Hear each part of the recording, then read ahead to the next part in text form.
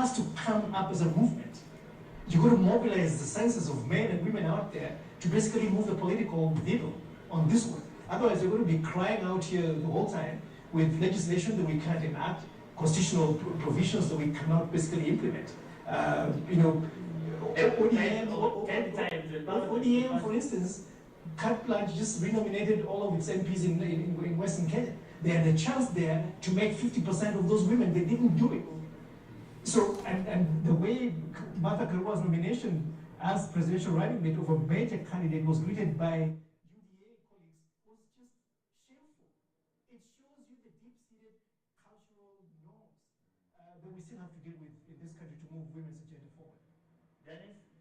No, I think I have nothing to add to this. I'll just say, a discussion on gender, just like many of the discussions, we have two Kenyas. We have Kenya on paper, which is the constitution, then we have Kenya on ground, which is reality, which is what Alex is saying, and that's it. Okay. We haven't found a way to reconcile them, and I think we're stuck there. Okay, so all the ladies and gentlemen on this table, before we go for the debate, what's the one thing that those two gentlemen must not leave that stage without talking about? Let me start with you, Halton. I would like to address gender. Let's go for that. Gender and women's empowerment. Culture. How do we move from a culture, a low trust and a culture of impunity to a culture of trust, especially the political culture? Trust. Yes. What break it down. How do we in the BBI they called it the national ethos. I didn't like that term, but we have a culture where corruption is seen to pay. And a study actually done by Aga Khan University in 2015 is still relevant today because the youth don't mind how, I think Kenyans, by any means necessary, you have to make money. We become consumerist, we don't uphold values. So how do we switch that culture? We have enough laws. Okay, let's go to Sheila. Integrity for me, because if you're not going to be able to meet all your goals and objectives in your manifesto if you don't look at the software. And that's really our values as a country, the values of the people that you are going to appoint in government, the values of the people around you. That's one question I have, because even for the main, the so-called leading candidates, my question, as they keep on telling us and giving us solutions to corruption, but for me the first problem I see is that they're surrounded by people who have been accused of corruption, some who are even in court, and have been charged with corruption.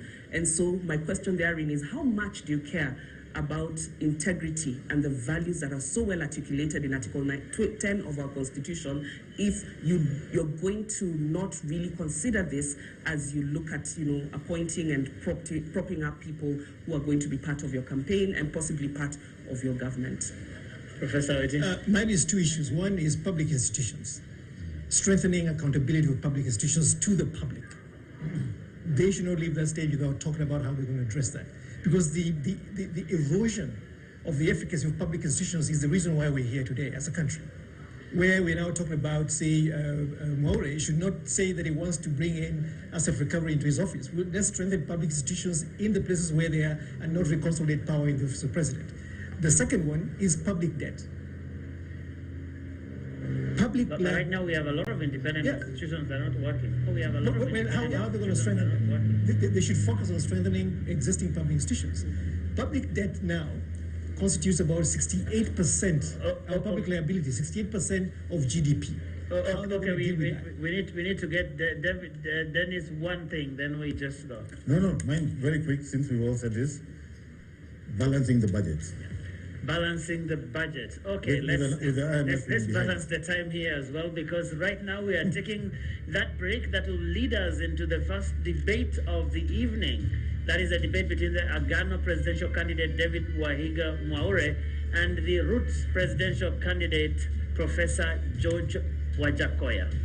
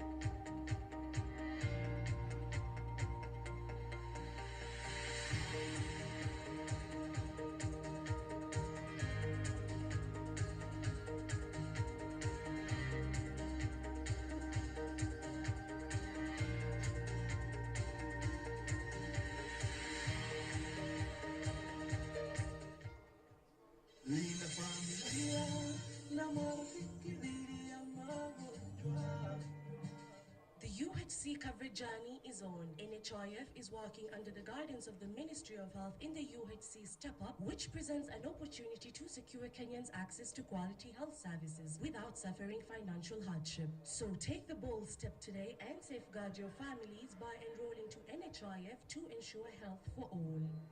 Kwa majina mimi naitwa Moses Kuria, mkaaji wa hapa Bomboruru, ambao tunafanya na kazi na hii sako yetu ya Geno Sako, ambao ruti yetu ni Bomboruru Sapaseri.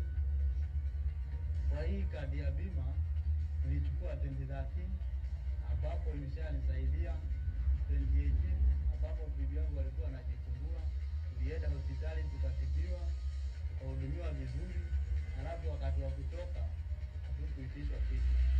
Kwa hivyo ningehimiza makondakta wote na madriver wajiandikishe kwa hii bima yetu, ambapo itakuwa inawasimamia.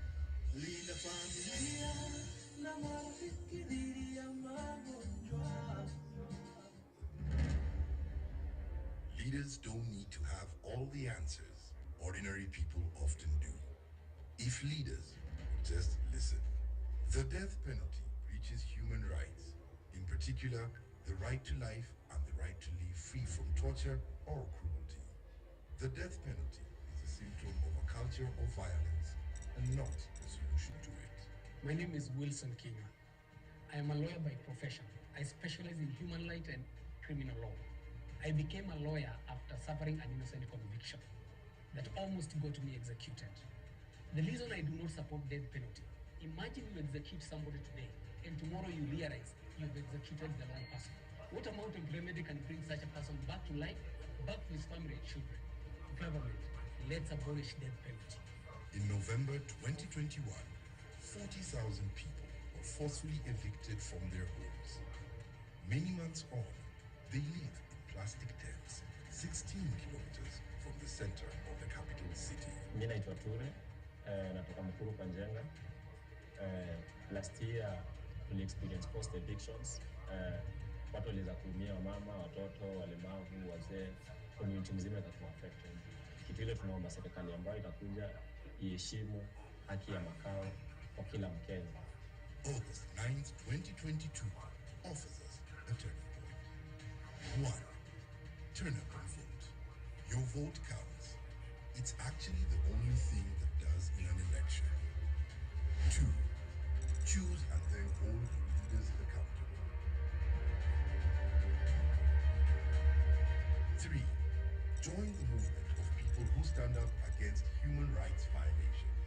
Become a member of Amnesty Kenya today at www.amnestykenya.org. What is a secondary school in Kenya?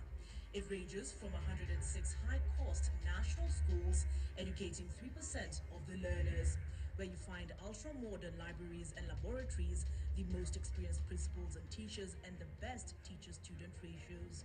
27,019, some barely established, understaffed, lacking basic facilities, sub-county schools, educating over 60% of learners. Given that KCSE is the most consequential examination in our education system, isn't it fair that we level the ground for all learners to excel by narrowing the capacity gaps between the worst and best schools to deliver quality education?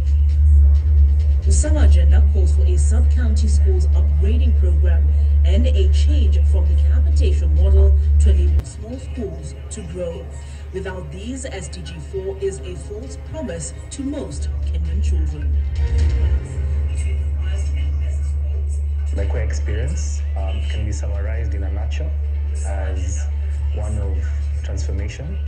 I think once I joined this campus, I didn't have a vision of where I wanted to be. I didn't know who I was and what I wanted to do with my life. And I feel like the environment and the people who've mentored me along the way have enabled me to find out who I am and have helped me figure out where I want to go in this life. They have a good quality education, which I 100% vouch for. Enroll at Catholic University of Eastern Africa for courses in nursing, law, business, economics, computer science, education, community health and development, actuarial science,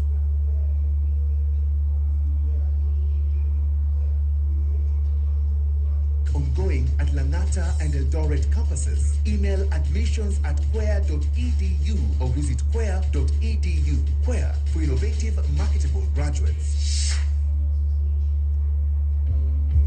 Karibu Cam. By offering market linkages, networking opportunities, and technical assistance, Kenya Association of Manufacturers assists its members to grow and scale up their businesses. Join us and let us work together to grow the manufacturing sector. Becoming a CAM member is as easy as 1, 2, 3.